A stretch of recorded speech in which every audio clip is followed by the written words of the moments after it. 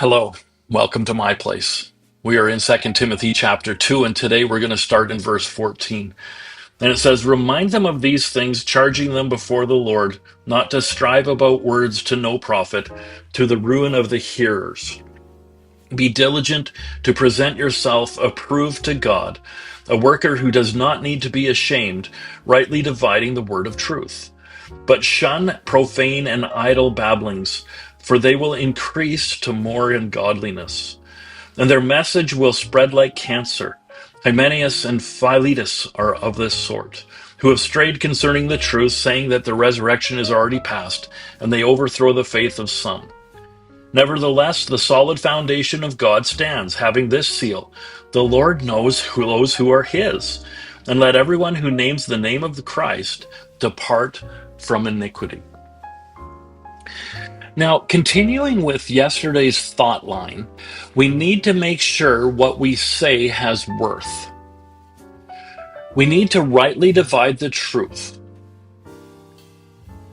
Have you ever been to a church that is a tremendous motivational talk, but there really isn't much meat to the message?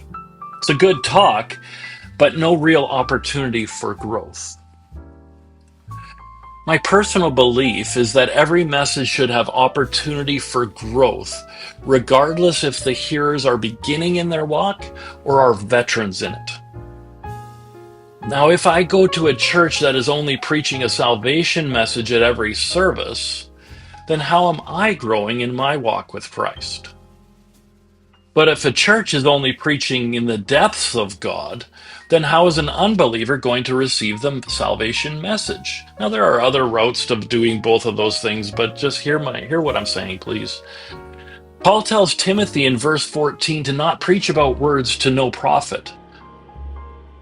Every time I get up to preach, I need to be mindful that everyone is at a different level of their walk with Christ, and each message should have opportunity for growth for everyone.